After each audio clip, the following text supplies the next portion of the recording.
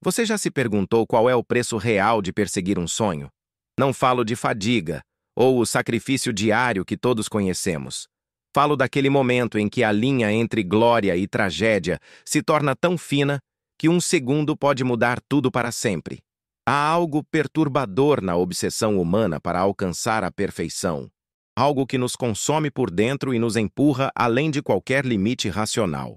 Os Jogos Olímpicos representam a expressão máxima dessa bela loucura, onde homens e mulheres literalmente entregam tudo por alguns segundos de eternidade. Mas há histórias que nunca são contadas, tragédias silenciadas pelo show, vidas que saíram no momento exato em que tocaram o céu com as mãos.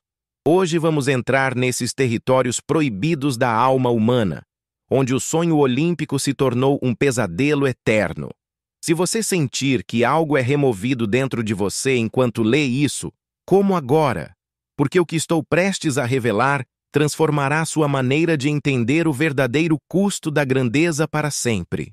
Nós vamos juntos a esta viagem, onde a glória e a morte dançam uma valsa macabra. O ar de sufocação de Estocolmo, em 1912, foi como uma sentença de morte suspensa nas cabeças de todos os atletas. Francisco Lázaro, apenas 21, carregou em seus ombros um pouco mais pesado que o calor do verão sueco. Ele carregou os sonhos de uma nação inteira que, pela primeira vez, pisou em solo olímpico. Portugal era um país pequeno, com ambições gigantes, e Francisco representou essa bela e dolorosa contradição de querer ser maior do que o destino permite. Nascido em janeiro de 1891, este corredor de Lisboa havia desenvolvido uma obsessão peculiar que o acompanhava a cada corrida. Cobriu sua pele com petróleo antes de competir. Não era vaidade ou superstição barata. Francisco realmente acreditava que essa camada protetora evitaria a transpiração excessiva, aquele inimigo silencioso que derrotou os maratonistas antes que eles pudessem sonhar com o objetivo. Que tragédia cruel de que a boa intenção se tornou o instrumento de sua própria destruição. No dia 5º de julho de 1912, sob um sol cruel que parecia ter sede de sangue, a maratona olímpica começou. 40 graus de temperatura transformaram a rota de 42 quilômetros em um forno onde os sonhos evaporaram junto com o suor dos concorrentes. Francisco começou com essa mistura de determinação e terror que apenas aqueles que optaram por toda a vida sabem em um único momento. Sua pele brilhou sob o sol, protegida por aquela camada de óleo que ele acreditava em sua salvação. Os primeiros quilômetros passaram normalmente, sua respiração acompanhada, suas pernas respondendo com a precisão de uma máquina projetada para a resistência. Mas o óleo que teve que salvar Lu começou a trair, Lu da maneira sinistra mais imaginável. Em vez de permitir que seu corpo regular a temperatura através da transpiração natural, essa barreira artificial se tornou uma prisão térmica. Sua pele não conseguia respirar. O calor estava preso quando lava fervendo sob a superfície. Quilômetro após quilômetro, o incêndio interno começou a consumi-lo. No 15º quilômetro, seu corpo enviou o primeiro sinal de alarme. As pernas cambalearam, o mundo ficou embaçado por um momento. Francisco parou, respirou profundamente e, com a teimosia portuguesa que ele carregava em seu sangue, juntou e continuou correndo.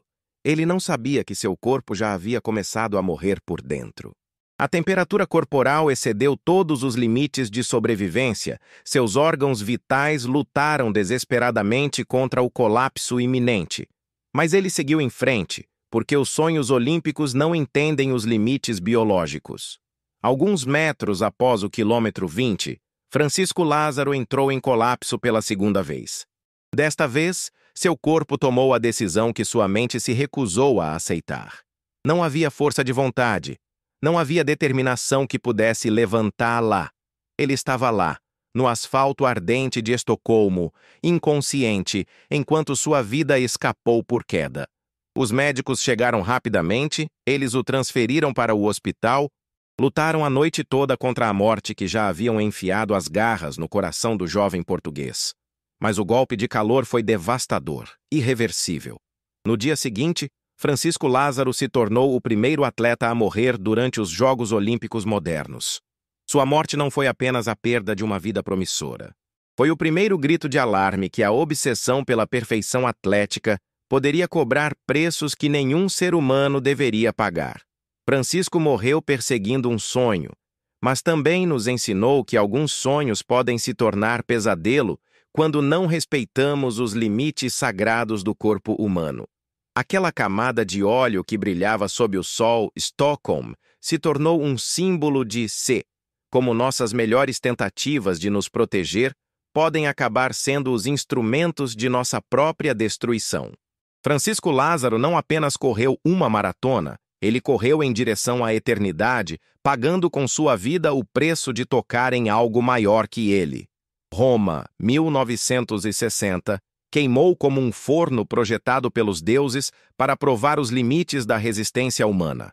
40 graus de temperatura transformaram a cidade eterna em um campo de batalha, onde apenas os mais fortes sobreviveram.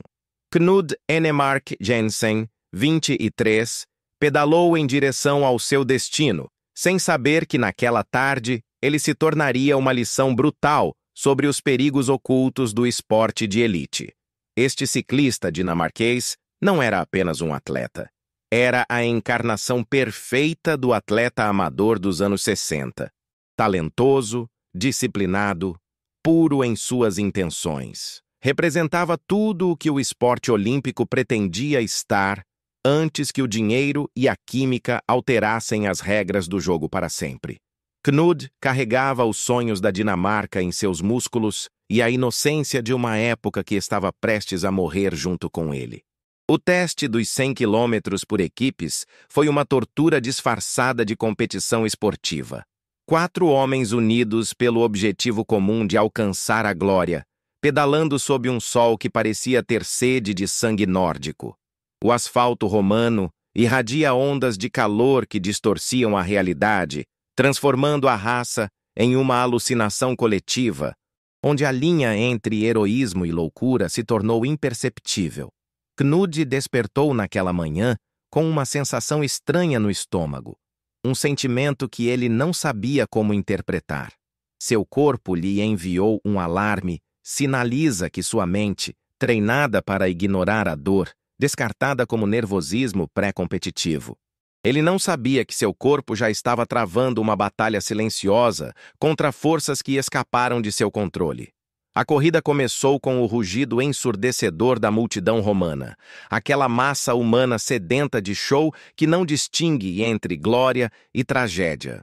Os primeiros quilômetros passaram normalmente. Os ciclistas dinamarqueses mantiveram um ritmo constante, seus corpos funcionando como máquinas de precisão projetadas para a extrema resistência.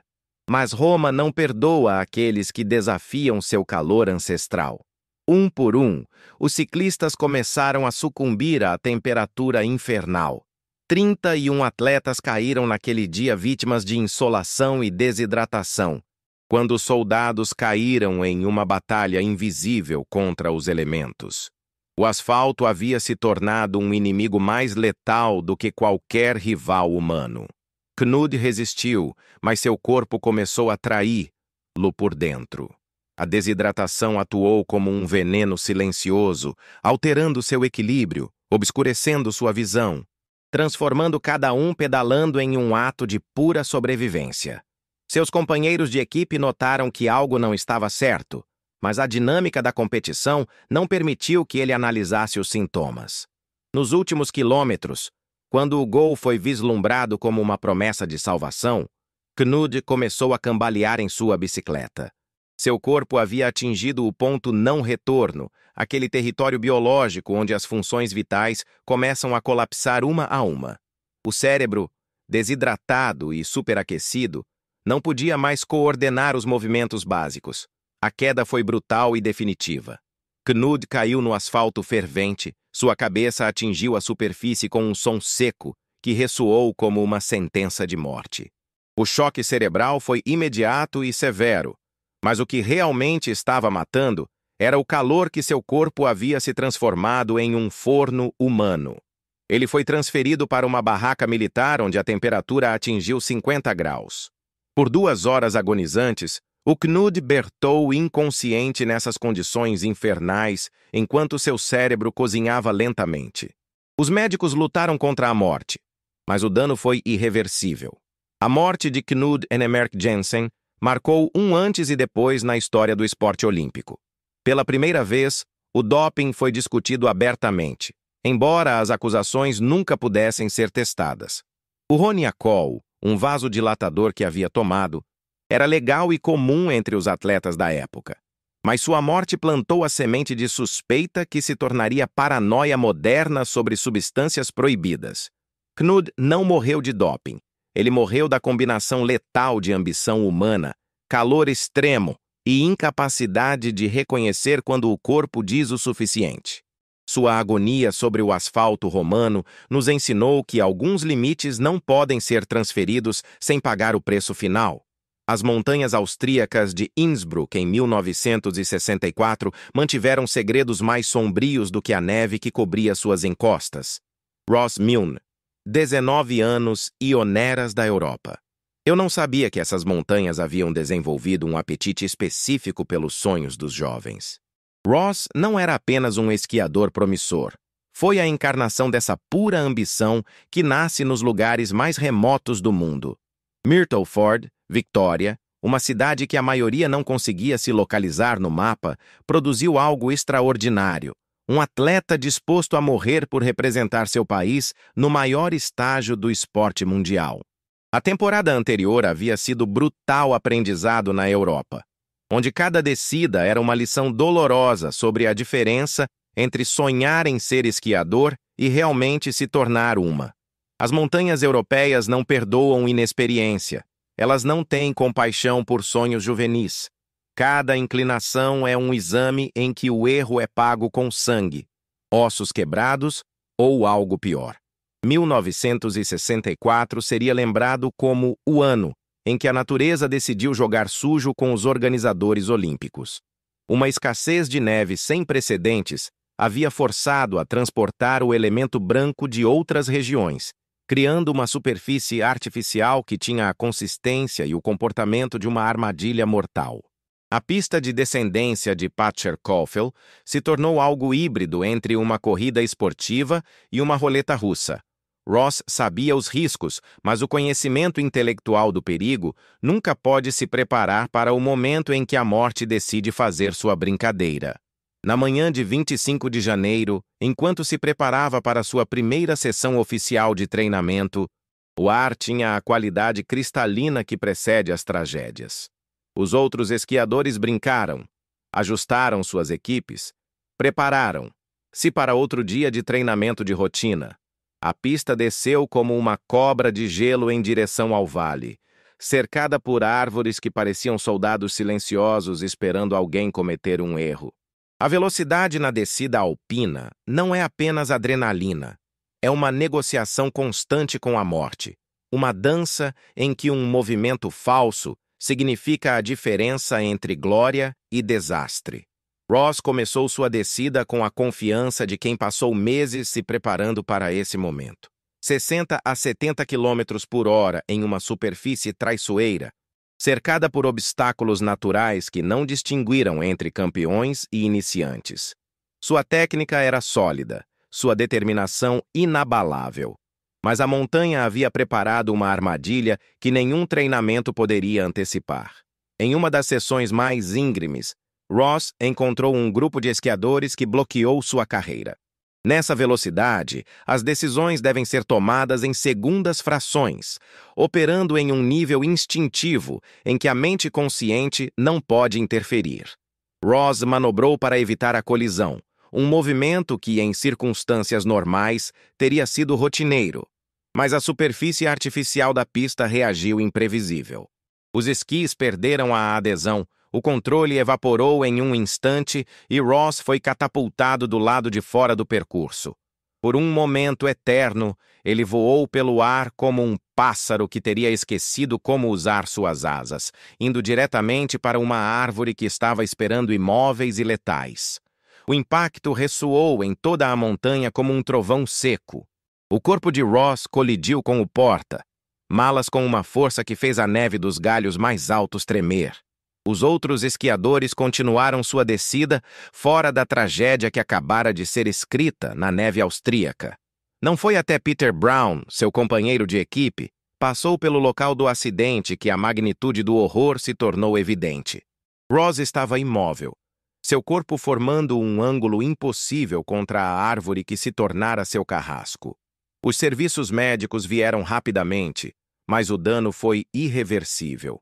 A montanha havia reivindicado outra vida, satisfez sua fome ancestral de sangue jovem e pura ambição. A controvérsia que se seguiu à sua morte revelou as fissuras no sistema olímpico.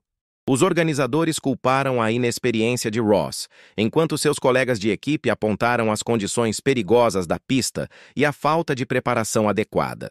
Mas as discussões sobre responsabilidade não poderiam devolver a vida do jovem australiano que viajou metade do mundo para tocar um sonho que se tornou pesadelo. O Vancouver 2010 brilhou com a promessa de Jogos Olímpicos perfeitos, mas as montanhas canadenses mantiveram um segredo macabro que seria revelado poucas horas antes da cerimônia inaugural. Nodar Kumaritashvili, 21, representou a Geórgia com o orgulho feroz de uma pequena nação que se recusou a ser invisível no cenário mundial. Sua paixão por LG era tão intensa que ele arranhou a obsessão, esse tipo de amor que não reconhece limites ou aceita avisos. O Whistler Sliding Center era um trabalho de engenharia projetado para desafiar as leis da física humana e da sanidade. O Velocide, os ADs alcançados nessa pista excederam 150 km por hora, transformando cada descida em um experimento extremo sobre o corpo humano e a resistência ao espírito.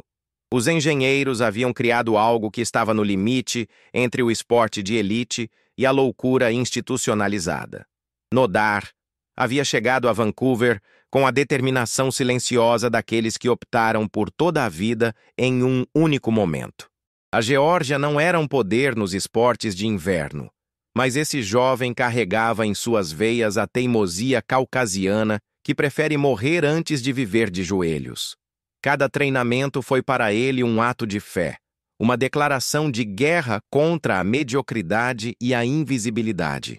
As preocupações com a segurança da trilha começaram muito antes dos jogos. Outros atletas experientes expressaram dúvidas sobre o design, principalmente sobre as curvas que combinavam velocidade extrema com mudanças brutais de direção. Mas as vozes de alarme foram perdidas no barulho das máquinas olímpicas, onde o show sempre tem prioridade sobre a prudência. Na manhã de 12 de fevereiro, enquanto o mundo estava se preparando para a cerimônia inaugural, Nodar escorregou em direção à sua última sessão de treinos. O ar estava carregado de expectativa e nervosismo, aquela mistura elétrica que precede ótimos eventos esportivos.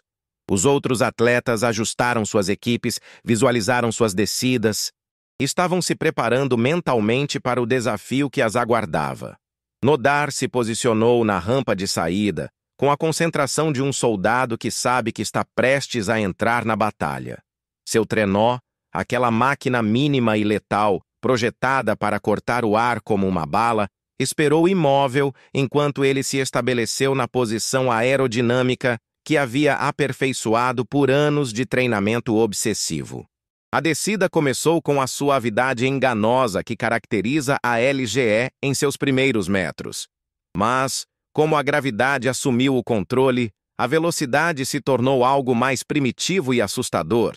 Não era apenas movimento.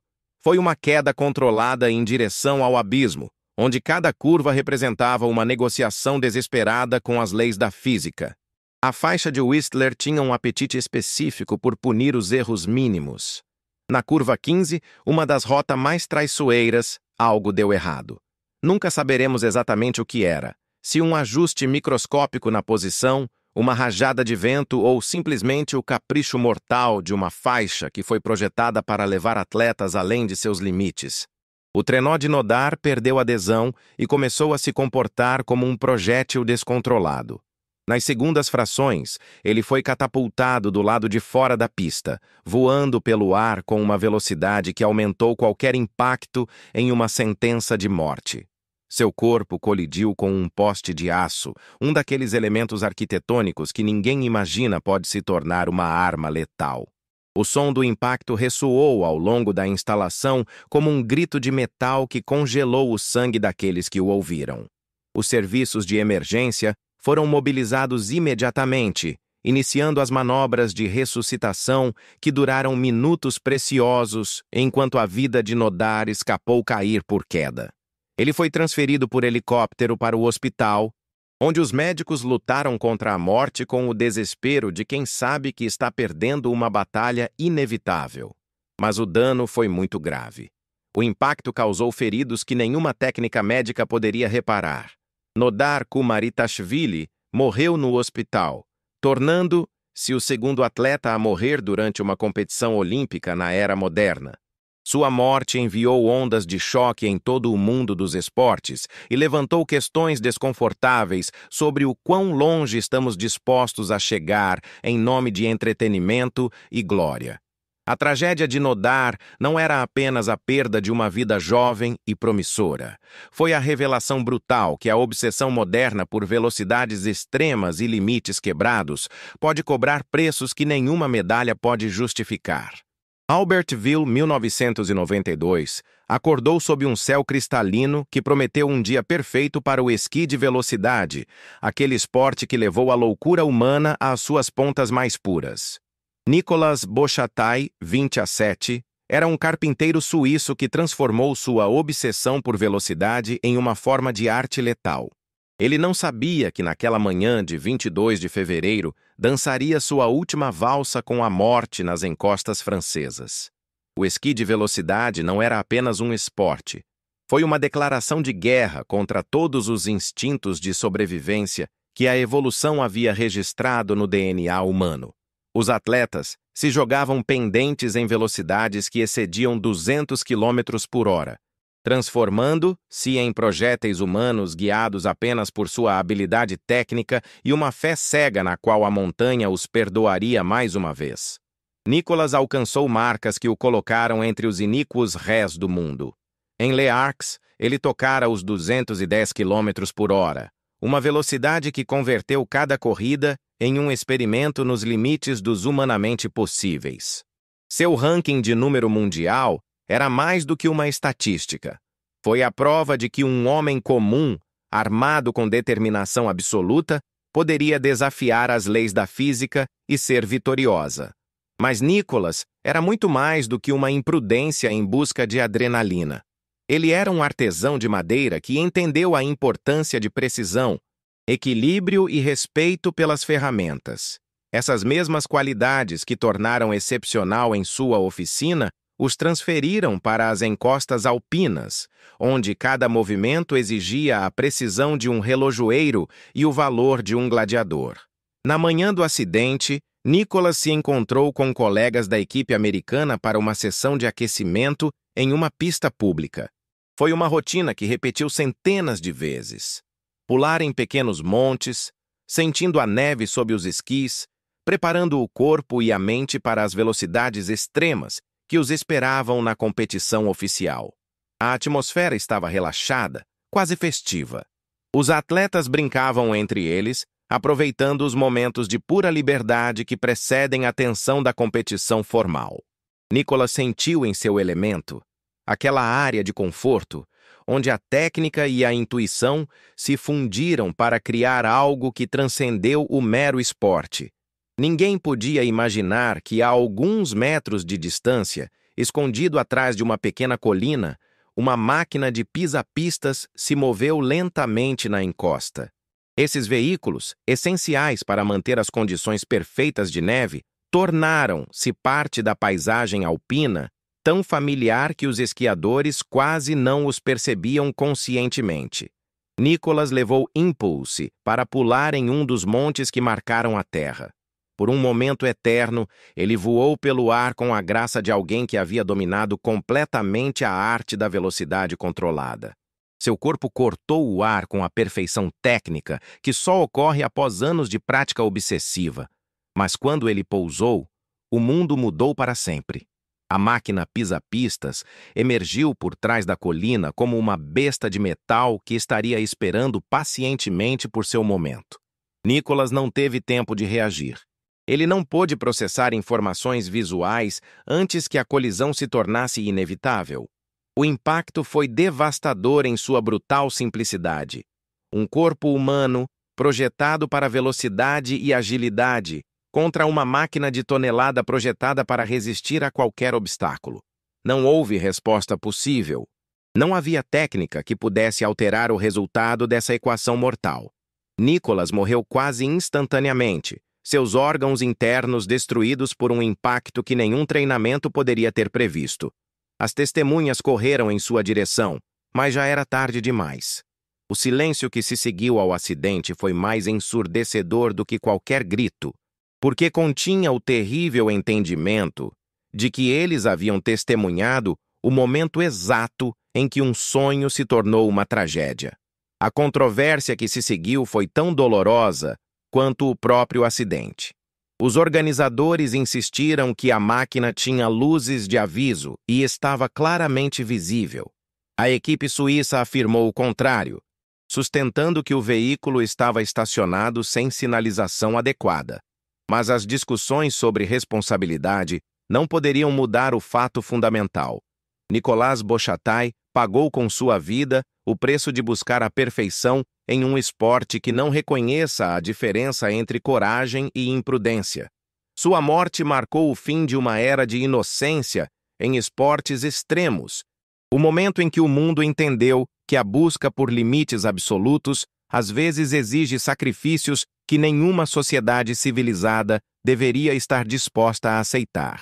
Há um silêncio específico instalado no ar depois que um atleta olímpico morre perseguindo a grandeza. Não é o silêncio comum do duelo, é algo mais profundo e perturbador, um vácuo que nos obriga a enfrentar perguntas que preferimos evitar.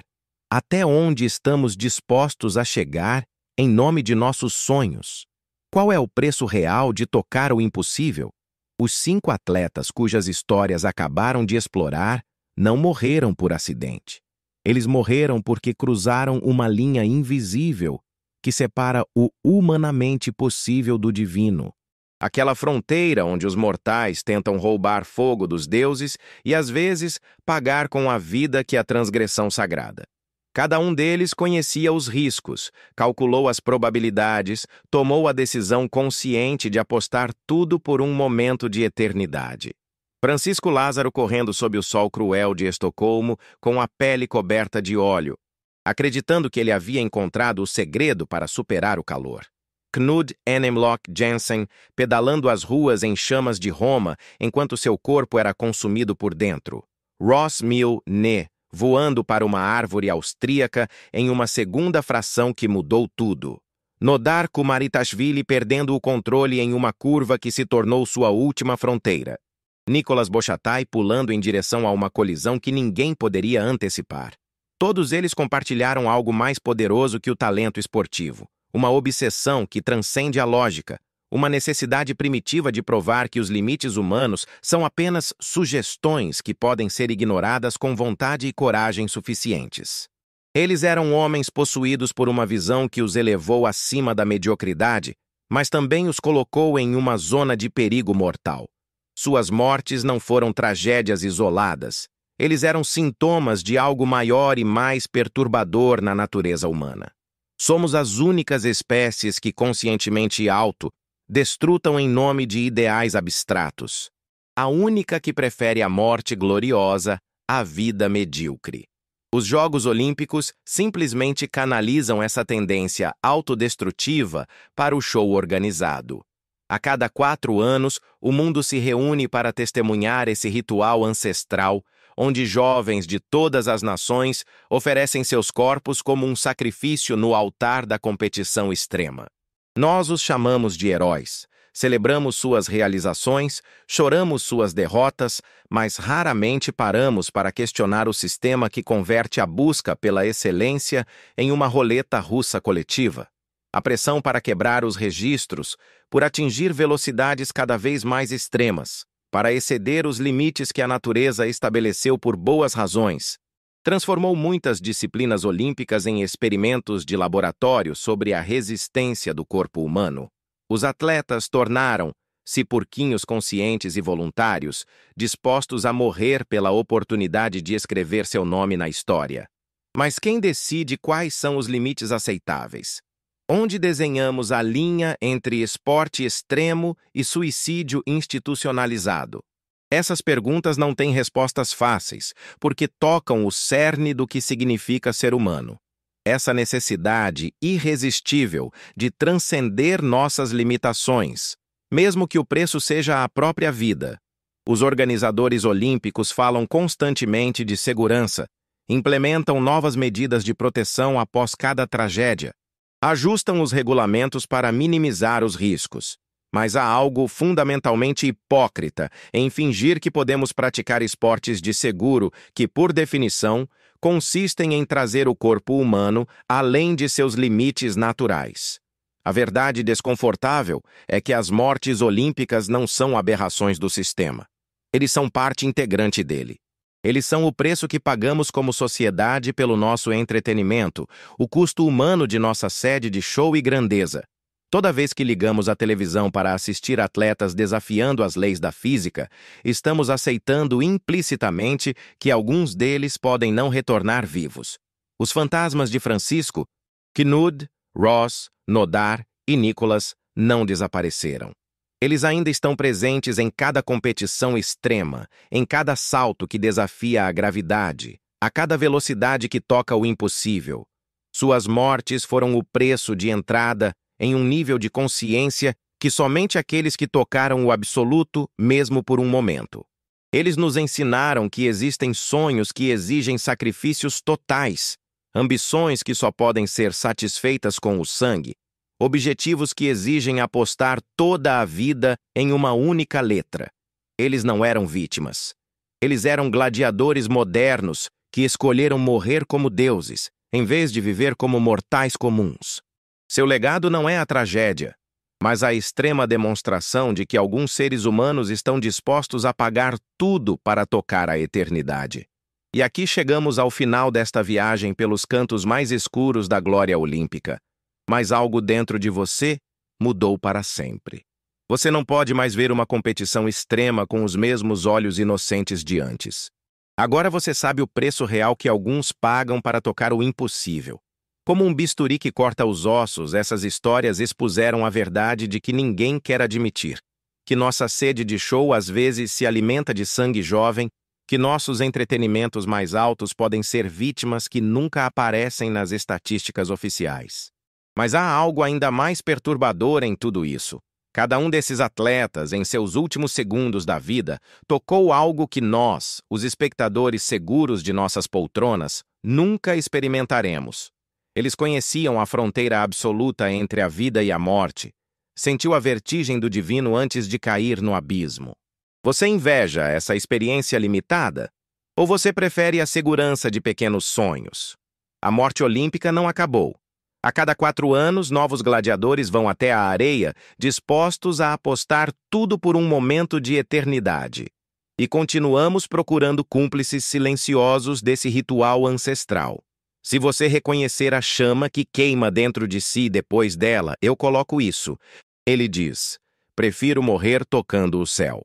Somente aqueles que entendem o preço real da grandeza deixarão essa marca. O próximo vídeo revelará algo ainda mais perturbador sobre o poder da obsessão humana.